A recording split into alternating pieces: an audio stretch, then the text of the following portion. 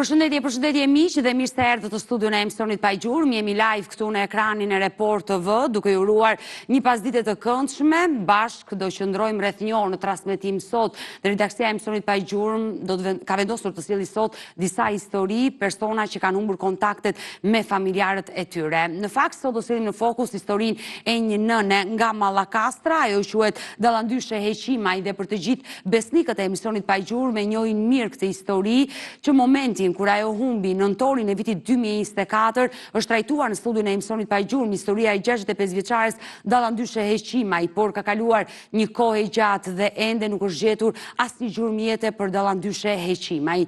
Djali i saj Eraldi ka qenë disa herë në studion e emisionit Pa i Gjurmë për gjatë 2 viteve. Ndërkohë që ka kërkuar ndihmën e teleshikuesve, por ende nuk e ka gjetur nënën e tij për të mësuar se çfarë ka ndodhur me fatin e saj.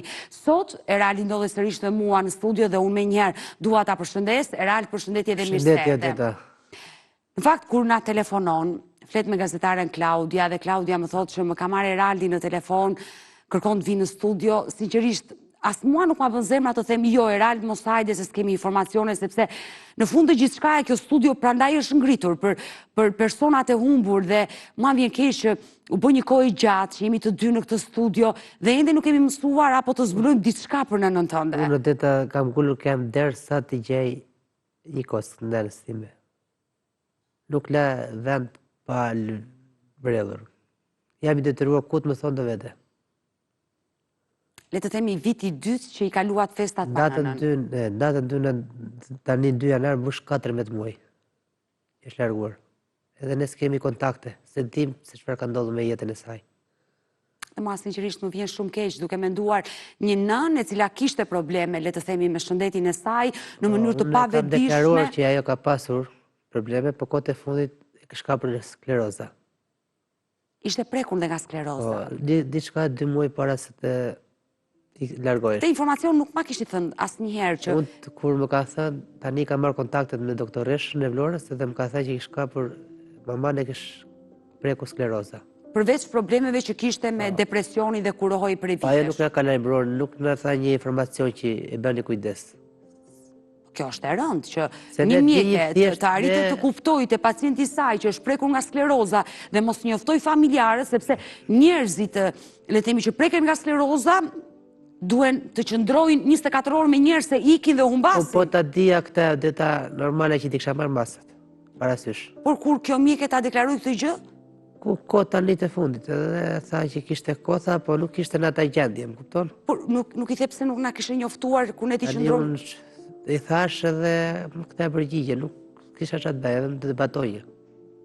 Dhe nuk do zgjidhja asgjë, se fatkeqësisht nëna është e humbur. Unë nuk kam marrë zgjidhje të kërkoj llogari askujt, unë thjesht kërkoj që të kem informacion, si do të jetë i kam marrë parasysh, si e gjallë po flas edhe vdekur. Të besoj, vetëm të mirën dhe të keqen. Ta gjej, të ngul kem deri fund, sa të gjej kosk.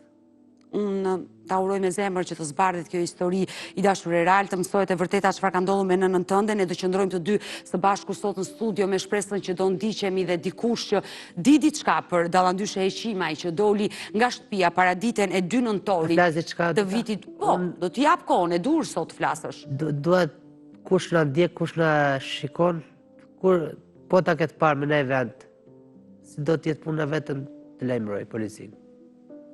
Ne do flasim sot, do t'i jap kohën e dur i dashur Eraldi edhe të përcjellësh mesazhe nga studio e emisionit Pa i Gjurmë, por ajo që kuptova nga ky mesazh është që dikush mund ta ditë të vërtetën e Dallandyshe Heqimaj, por çfarëdo që mund të ketë ndodhur, atë që dyshon familja, ndonjë aksident i mundshëm dhe i është fshehur trupi, ky person pas një kohe kaq shumë të gjatë, edhe anonim mund ta marrë guximin dhe t'i japi një shenjë, një sinjal ku kjo familje të mësojë të vërtetën dhe mbi të gjitha nëse vërtet Dallandyshe Heqimaj, kjo 65 vjeçare, mund të ketë ndruar jetë, kjo familje të ketë një varr, t'i çojë një lule i birit tek nëna dhe uroj që kjo histori të zbardhet. Mirë, në këto momente ne do të shkojmë në Francë, Erald do m'japësh leje për të trajtuar edhe një histori tjetër në këto momente, për një djalë të ri nga Kuksi, nga borja e Kuksit, i cili dhe ai fatkeqësisht është i humbur për familjen e tij që prej 4 shtatorit të vitit 2022 dhe bëhet fjalë për Meladina Adili, dashur miq, një histori që është trajtuar në emisionin Pa i Gjurmë. Meladina Adili, ky 30 vjeçar, në 4 shtator të vitit 2022 së bashku me bashkëshortarët e tij u ngjitën në mal për të mbledhur Boronica. Të gjithë shokut u kthye në banesë në mbrëmje të 4 shtatorit, ndërsa Meladina Adili u shpall i zhdukur dhe pse familja bëri kërkime në teren, i gjithë fshati atë mbrëmje u ngjit në mal, kërkuan me ditë dhe net të tëra, por nuk zbuluan asnjë gjurmëjete për Meladinin. Policia ka bërë kërkime, u dyshua se ndoshta ky 30 vjeçar mund të kishte kaluar kufirin dhe mund të kishte hyrë në territorin e Kosovës, por fatkeqësisht deri në këto momente që flasim nuk është zbuluar asnjë gjurmëjete për Meladin Adilin. Do të jetë motra e tij pas pak Monkira, në një lidhje direkte nga Franca, por fillimisht unë dua të prezantoj një kronikë që ne kemi përgatitur dhe rikthehemi.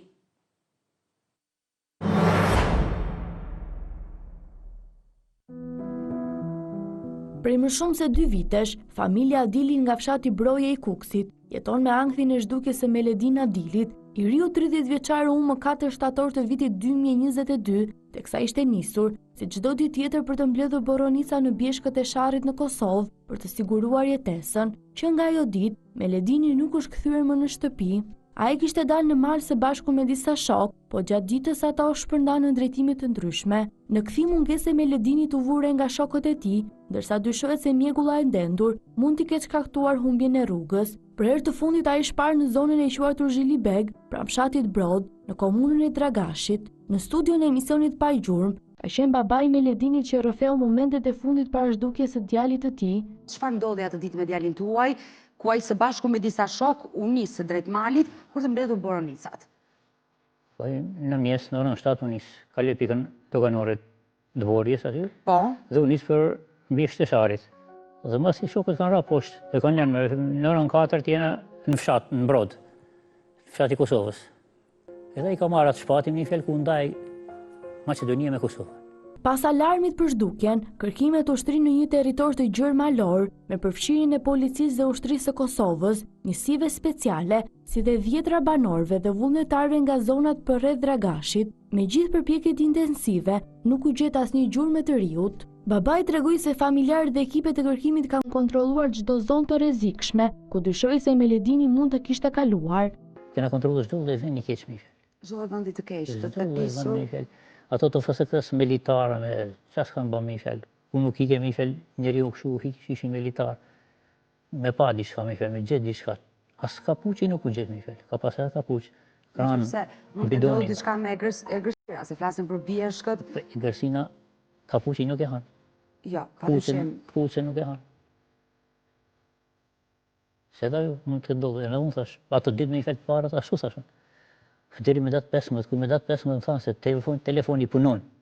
Edhe pse hetimet zyrtare nuk kanë sjellë prova konkrete, familja e Meladinit nuk e përjashton pisën e rrëmbimit, duke theksuar se njeriu nuk kishte konflikte me askënd dhe se telefoni i tij celular u fik menjëherë pas zhdukjes. Me zërin që i dridhe dhe me lot në sy, babai ndan dyshimet e tij më të mëdha për fatin e djalit. Unë dyshoj se shërmbyer djali. Është shërmbyer. Për mendimin tim kështu. Se ka qenë përtesë, ka qenë i fortë.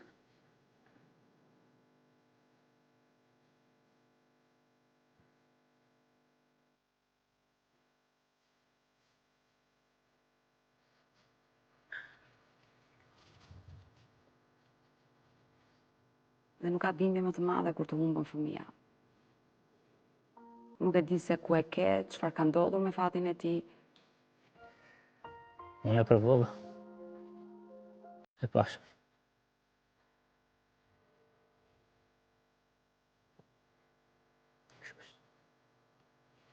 Është vështirë shumë.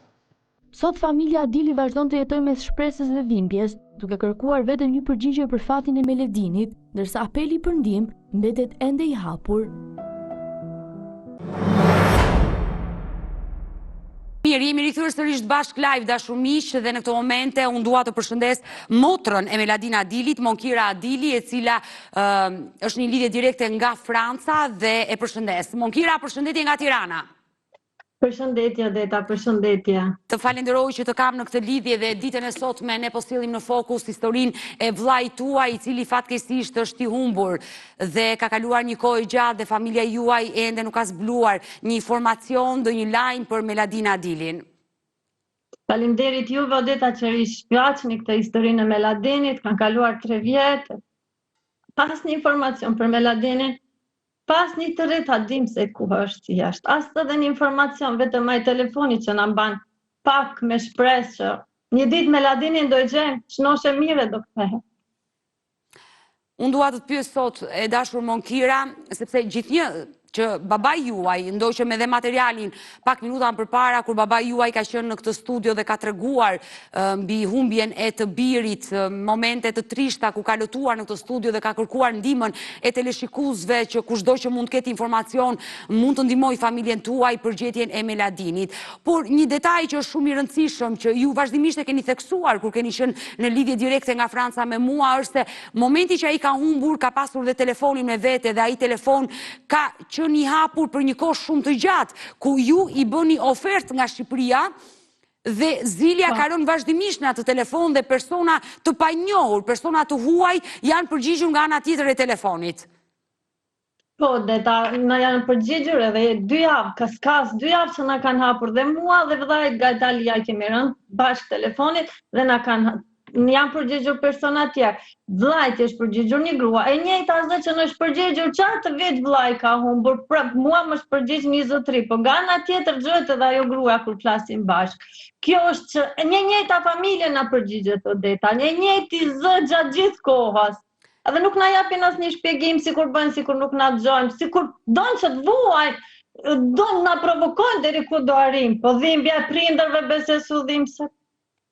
Monkira, nuk e keni denoncuar në polici që vllai që është i humbur prej vitit 2022, shtatorit i vitit 2022, telefoni i bie, ju keni regjistruar ato telefonata me persona të huaj, nuk arrin dot policia ta marrë të denoncim, të hetohet nga prokuroria për të mësuar se kush e përdor telefonin e vllait tuaj, që fatkeqësisht ai është i humbur? Po, Odeta, kena bërë këtë kërkesë, babi biles në datën 5 shtator të këtij viti, në telefonin tim më erdhi një zilje të numri, jemi i Francës, një zilje nga numri Meladinit. Babi të nesër me. Ndalemi pak se ky detaj është shumë i rëndësishëm. Ju po më tregoni se telefoni që ka pasur vllai juaj në numrin e tij, ju është bërë zilje nga ai numër. Po, nga i numër, duke pasur telefonin Odeta në dorë, aq më dhim sa i moment, se s'mund ta përgjigjesh, ai ishte aq zile vogël. Ishte aq e vogël se kur kishin gabuar të telefonojnë, ose diçka kanë dash fshin edhe erdhi zilja, po zilja nga Meladini në kartë. E more mbrapa, sepse i bie gjithnjë ai, duke menduar që është telefoni vllait, për momentin, le të themi... U fik direkt, Odeta, u fik direkt i provova, direkt u fik, telefonova një tali motrën, vllai, ju lutem provoni se më erdhi zilja, gjithë u doli fikur, pastaj mbas ca kohësh u riha prap telefoni. Dhe kur ka ndodhur pikërisht ky episod që vllait ka marrë në telefon? 5 shtator, një ditë që në datën 4 shtator ka bërë 3 vjet, që ka humbur, datën 5 shtator më ka ardhur zilja. Si një sinjal që të rri, me shpresë që Meladini është mirë. Për mua, si motër është ky sinjali që më ka ardhur që Meladini është mirë. Ne urojmë dhe shpresojmë që ai të jetë mirë. Ndoshta këto zile telefoni që kanë ardhur në familjen tuaj, fakti që telefoni i tij është i hapur ende, të jep shpresën se ai mund të ndodhet diku. Po, Odeta, po nuk punon organe kompetente, askush nuk punon, babi ka qenë atje, u ka treguar ziljen që mund ka ardhur, gjitha videot që bëjmë, gjitha u dërgojnë në Shqipëri. Ato thonë ne punojmë. Pas një përgjigje nuk kemi korekte, vetëm atëre që në ka nga Vodafone para 2 vitesh, që kanë thënë që ka qenë 2 sekonda e hapur, nuk kemi mundur të lokalizojmë. Ajo është e pamundur. Telefoni Meladinit, kur është i hapur gjatë gjithë ditës, edhe mund të bish zilje shkon, do i herë hapin, do i herë tallen me ne. Kjo do të thotë që nuk punojnë organe kompetente, Odeta, kur ke nevojë në Shqipëri nuk funksionon asgjë. Kemi kërkuar në Itali, në për çdo emision, Odeta, kam kërkuar gjithkund. Një drejt bëhet ta gjeja numrat vllaku e kam, ora sudim se na të prind more. Nuk e di ato njerëz që mbajnë vllain tim. A ka fëmijë? A mund ta provojnë dhimbjen e fëmijës vet? A kanë motër more, a kanë vëlla?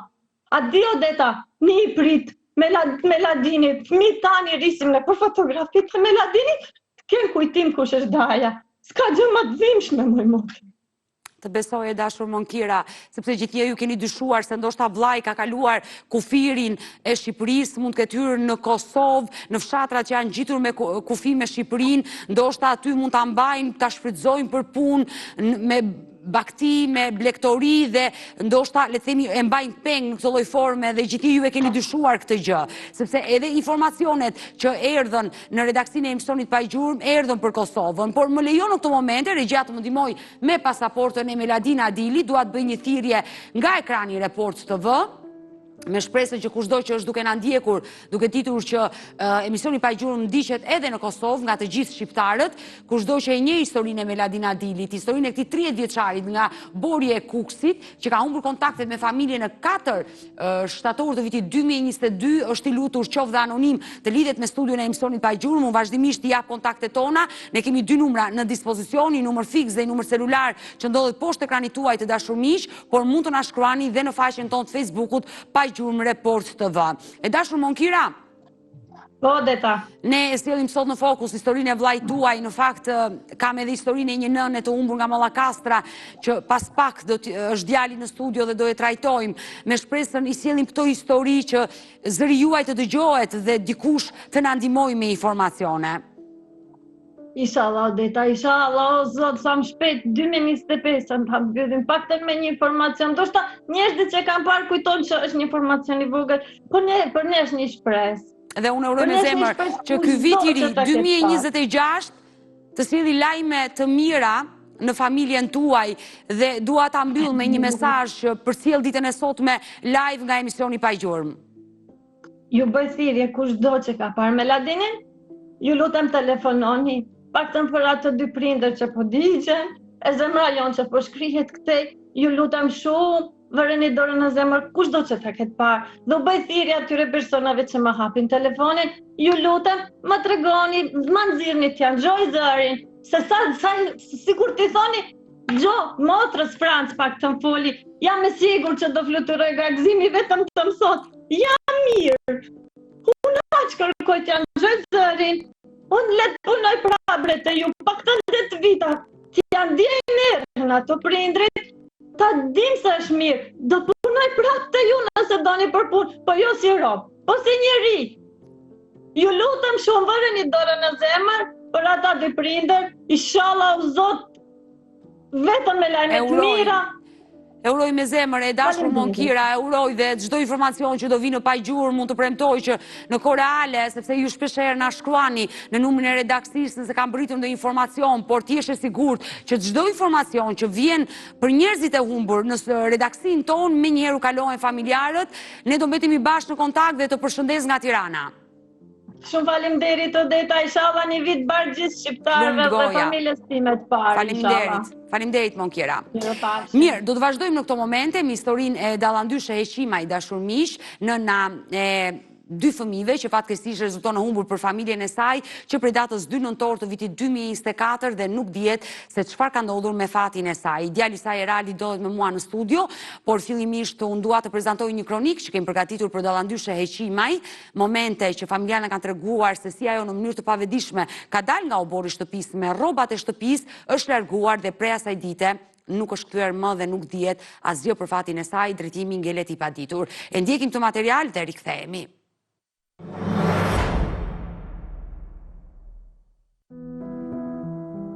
Emisioni Pa Gjurmë vijon ende kërkimet për dallandyshe Heqimaj, 65 vjeçarin që rezulton e humbur që prej datës 2 nëntor të vitit 2024 nga fshati Visok në rrethin e Mallakastrës.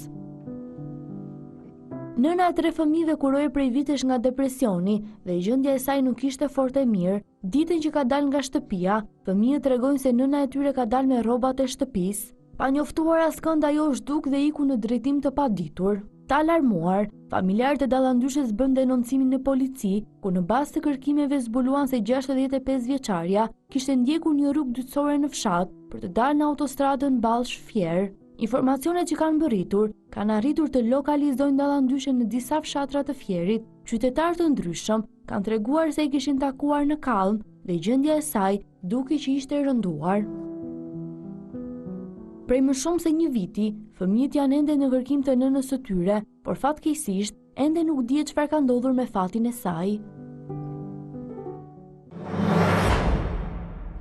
Dashur Erald, teksa shikon fotot e nënës e kuptoj dhimbjen që përjeton. Nuk janë të fjalët e të. Besoj për këtë pjesë. Do të pyes sot për 2 nëntorin e vitit 2024. Ju më thatë pak më parë që mjekja ju kishte njoftuar, pasi nëna kishte humbur që ishte prekur nga skleroza, por nuk ishte marrë medikamente dhe ju nuk ishte në djeni. Jo, ishte marrë kurin e mori, por nuk e dim në që ishte ai kur për sklerozën. sklerozë. Ju keni menduar se ato medikamente, ato ilaçe që pinte nëna, Ato që vazhdon të tërkohën se kishte vite, nuk thash që kam bërë publike ka 10 vjet, mbi 10 që vjet. kurohesh nga Që depresioni, kurohesh me ankth dhe depresion. me ankth dhe depresion. Po. Dhe menduat që ato ilaçet e fundit që mjekja i kishte dhënë ishin për ankthin dhe për depresionin dhe ju nuk ishte në djeni për sklerozën. Po. I dashur Erald, përpara 10 vjetëve, kur nëna shfaqi shenjat e para të problemit, çfarë kishte ndodhur në jetën e saj? Sepse 10 vite të mjekohesh medikamente kundër ankthit, depresionit, besoj dhe situata në familje ka qenë goxha e vështirë. Po, ajo kishte bëhesh mirë një kohë gjatë, 1-2 vjet, vazhdonte prapë të kapte ankthi, depresioni, kurohesh, prapë bëhesh mirë. Eci 10 vjet, edhe 2 vjet, 4 vjet se ngjet ti se s'kujtohet që ka bërë atë që e kam shprehur edhe parë. Vizitën. Po, jo, ka bërë atë që Ka tentuar edhe nuk se ishte në këtë fazë, ishte kohën e fundit. Pra, përpara 4 viteve se të humbiste, le të themi gjendja e saj ka qenë goxha e rënduar dhe dallëndyshja nëna juaj ka tentuar të bëjë dhe vetvrasje. Gjë të cilën ju keni arritur ta kuptoni dhe menjëherë t'i ofroni ndihmën që ajo ta kaloj atë situatë të vështirë. Po, pasi zgjati shumë kohë, një 6 vjet, ishte mirë. Në vitin 2023, në tetor, një vit para se të humbiste, një vit e ca, e kam quar në aty të doktoresha, ku bëjnë gjithmonë vizitën në Vlorë, more të ilaçet që vazhdon dhe kuret edhe përshoj brenda 2-3 ditësh. Le themi u përmirësua gjendja e saj e shëndetit mendor. Po, pasi zgjati deri në korrik në gusht të vitit 2024.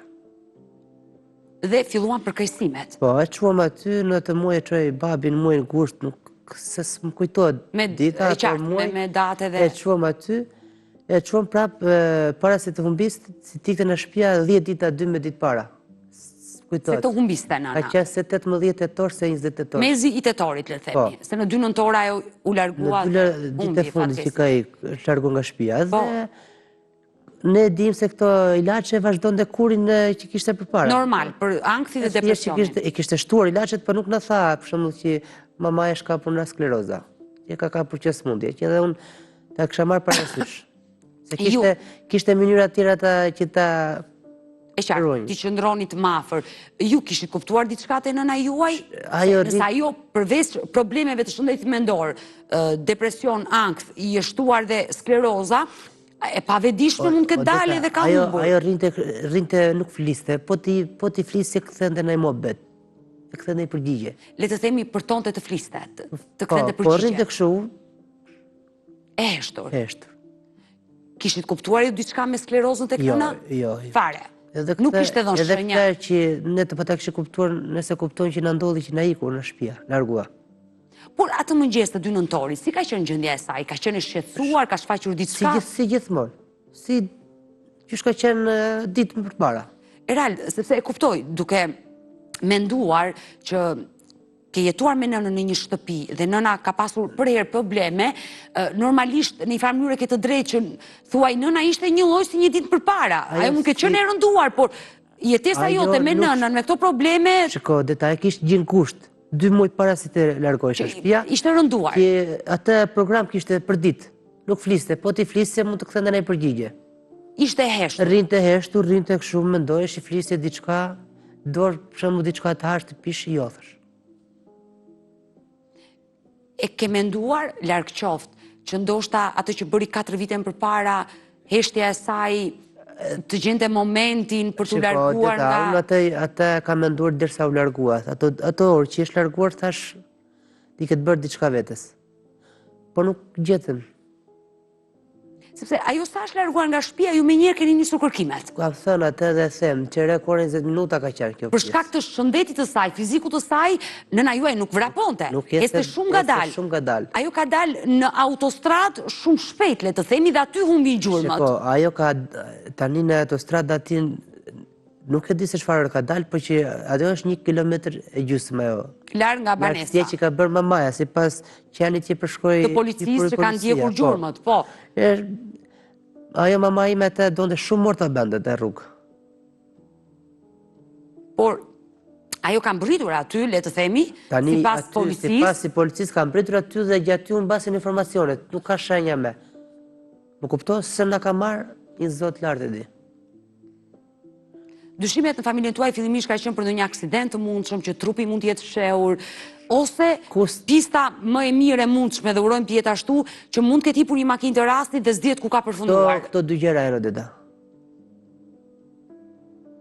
O ka ikur me makinë larguar ose ka ndodhur në aksident për të humbur gjurmët? Është fshehur trupi.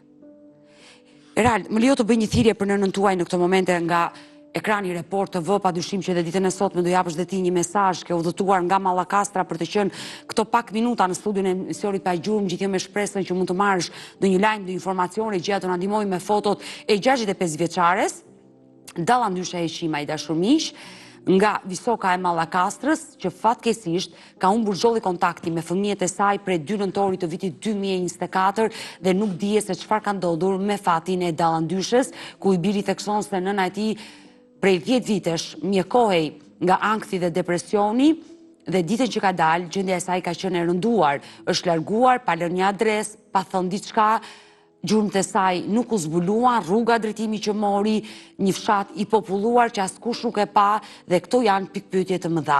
Kushdo që mund të di diçka për historinë e Dallandyshe Heqimaj, çfarëdo që mund të ketë ndodhur, le të marrë guximin, qoftë anonim të lidhet me studion e emisionit Pa Gjurmë, ku vazhdimisht jap kontaktet tona. Kemi 2 numra në dispozicion, një numër fiks dhe një numër celular që ndodhet poshtë ekranit tuaj të dashur miq, por edhe anonim me një adresë, le të themi, mund të na shkruani dhe në faqen e Facebookut Pa Gjurmë Report TV. I dashur Erald, unë e di që mesazhet e tua janë të rëndësishme nga kjo studio për të gjithë qytetarët që janë duke na ndjekur. Unë i bëj thirrje sido të jetë puna, të bëjnë telefonat. Edhe anonim. Anonim, mos të ketë vetëm një informacion të saktë, jo të marrin telefonat akot. Dhe unë të harroj me zemër që së zbardhit kjo e vërtet. Unë në këtë dua ta zbardh çfarë ka ndodhur me jetën e saj.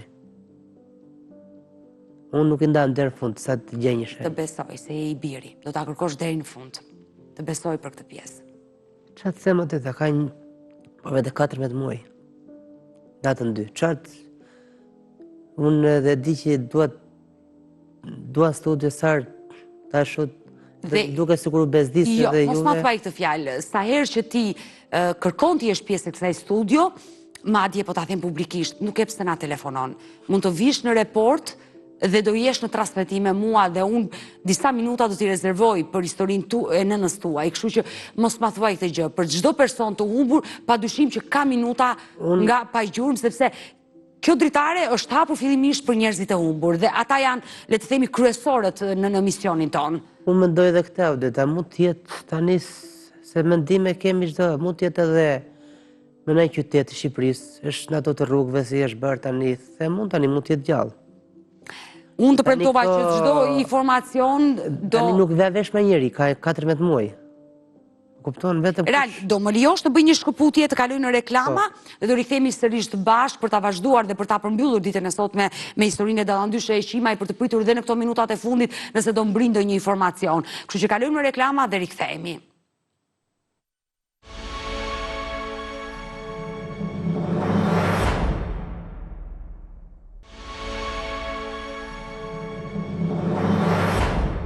Mirë, jemi rikthyer në studio dashur miq për të vazhduar me historinë e dallandyshe Heqimaj. Kjo 65 vjeçare nga Mallakastra që fatkeqësisht është e humbur për familjarët e saj prej 2 nëntorit të vitit 2024 dhe unë vazhdoj të bëj thirrje nga studio e emisionit Pa Gjurmë, kushdo që është duke na ndjekur, kushdo që ka informacion, është i lutur të lidhet me redaksinë e emisionit Pa Gjurmë. I dashur Erald, se po më thoshje përpara se të kalojmë në reklama që dyshon që mund të jetë dhe enda cake, mund të ketë përfunduar në situatë rruge. Dhe nuk e një më kusht, se mund të kenë ndryshuar. Pa tjetër, them tani mendim, e kupton, se jo se jam i sigurt, them mund të jetë edhe kështu. Mund të jetë me në qytet që njeris tani se njef me, si është në foto dhe si është, nëse është gjallë tani është kanë të disë rrugëve kështu. Ju keni bërë shumë sakrifica për nënën tuaj dhe unë e di se ne kemi qenë në kontakt të vazhdueshëm bashkë. Si ku s'ke shkuar, në shtëpi të braktisura, në fshatra të braktisura, në të gjitha rrugët ku është treguar se është parë një grua enda cake, i ke shkuar pranë. Edhe shumë gra kam parë edhe ti kam nisur foto. Po pra, prandaj po them, ne kemi qenë në komunikim të vazhdueshëm dhe unë e di se sa sakrifica ke bërë për ta gjetur nënën. Thjesht i bëj thirrje kushdo si tjetër, unë i kam marrë parasysh vetëm një telefonat anonim edhe mbyllë çdo gjë. Kupton? Kushdo që ka parë, vetëm thjesht ta gjej. S'ka me fjalë çfarë të them tani. Nuk ka me fjalë. E qartë. Ajo ju mungon në familje dhe ajo në mungon. Babai, le të themi sot që jeton me ju, është akoma më i ngarkuar nga tërë familja është aty. Absolutisht. Absolutisht të gjithë jeni të shqetësuar. Kush në një gjë ndodh familje e vogël, bëhet, jo të mbasi njeriu shtëpisë. E mos kesh informacion. Të kesh një person të humbur është një dhimbje që nuk ka një fund. Le të themi që ne kishim kishim parë edhe më vinte keq si njifja, po jo të ndodhin familje dhe askush atë ditë nuk e pa në fshat, se gjithnjë tentoi te dita që ajo iku, dita që humbi. Si ka mundësi që në orën 10 të paradites, 12 të drekës. 12 të drekës. Ishte ditë, edhe njerëzit për fat që për toka kishin ullin, blidhin. Pra që punoni, fshati, le të themi, i populluar njerëz, askush nuk e pa. Në cilën, çfarë rrugë përshkroi kjo nëna juaj që askush nuk e pa? Te themin edhe ne vdeta, si iku, mirë që iku, po mos ta kesh parë një sy. Këtë mendojmë. Se s'kemi tani çfarë themi, nuk e keni menduar që ndoshta në zonën e fshatit, vendet kodrinore, keni kontrolluar në terren, ndoshta ai nuk ka dal fare në autostradë dhe tani ne ikim në autostradë si pas policisë që puriqenin. E qartë, e kuptoj. Ikim me këtë pjesë, në kërkimet i kemi bërë krat tjetër ti. Edhe me dron, keni kontrolluar të themi anën kodrinore që ka fshat. Edhe fshatin tim edhe për qak fshatra, me kilometra flas. Kemi ardhur deri afër Patosit. Dhe nuk keni gjetur asgjë? Jo, fare edhe s'kishim informacion. Edhe me kështu kërkime pa dron kemi bredhur, disa njerëz, kemi qenë njerëz të mi që na kanë ndihmuar për ditë, jo se një ditë edhe kemi lanë neshtje. Edhe nuk Policia çfarë ju ka thënë? Çfarë dyshon policia? Policia gjatë tëra çfarë dyshon? Nuk ka, thotë. Po keni informacion, unë tani të them kohë tani se unë s'kam as. Jo, fillimisht kur kemi trajtuar si histori kanë ardhur shumë telefonata, ju keni qenë prezent ku të gjithu përshëndruan në Fier, dyshoni se ishte parë në Fier, në fshatrat përreth Fierit, banorë që ishin të bindur që e kishin parë, por fatkeqësisht nëna juaj nuk u gjet. Edhe këtu në Tiranë kur qem në Don Bosco, po zona e Don Bosco se e mbaj mend shumë mirë atë informacion. Edhe atëherë merrëm kanë ardhur shumë foto, po s'ka qenë. Edhe bilesa ajo gruaja që në gjatë sigurisht mama ime merrdi foto, ma ka nisur një zonjë, ishte grua tjetër, kishte thënë emrin, drita nuk e di se çfarë emri kishte thënë. Po kishte lidhje me nënën tuaj, sepse na ndodh shpesh që kur trajtojmë histori njerëzore, persona të humbur, kur i përkasin moshë si nëna juaj, Çënësika Gjinia, shumë njerëz ngatërohen. Shikojnë njerëz në rrugë dhe mendojnë që mund të jetë personi që kërkohet e pa gjurmë. Na ka ndodhur shpeshherë. Në Fier kanë qenë 2 raste. Po. Një grua ka qenë aty në Fier edhe flinte te lumi Gjanica, ku themi ne, mes Fierit, flinte lujt.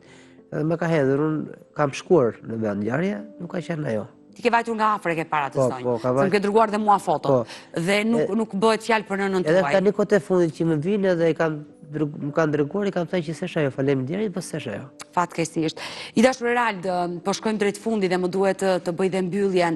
Unë uroj dhe shpresoj që kushdo që është duke na ndjekur ditën e sotme. Dhe inshallah do Zoti e nxjerr, si do të jetë. S'kam me fjalë çfarë të them. Ta uroj me zemër që ajo të jetë gjallë, por çfarëdo që të ketë ndodhur, si do të jetë unë gjallë dua. Po mos të jetë gjallë, paktën ta gjejmë të mësoni të vërtetën. Falenderoj Erald. Faleminderit, të Që të përshëndes. pata në studio dhe të premtoj që çdo informacion që do vi Klaudia në Koreale do ja dërgoj. Ju faleminderit, Klaudia ka bërë çdo gjë të pamundur, mi ka nisur. E vërtet. Jam shumë i kënaqur me punën që kemi Urojmë bërë. që ditën e sotme zëri juaj të dëgjohet dhe dikush të na Ta i bëj telefonat. thirrje edhe një herë, kush do si tjetë vetëm telefonat anonim. E Kam urojmë. që them e Odeta. S'kam fjalë të nxjerrme. Të falenderoj Erald. Mirë, me historinë e dallandyshe e Qima i dashur miq, kemi ardhur në fund edhe përmes ditën e sotme. Unë ju falenderoj që ndrorat me mua deri në fund të programit. Ne bashkë do ritakohemi sërish. Ju e dini që Pajgjurmë vjen çdo ditë nga Hana të Premte, live ora 16 këtu në ekranin e Report TV. Bashkë mirupafshim.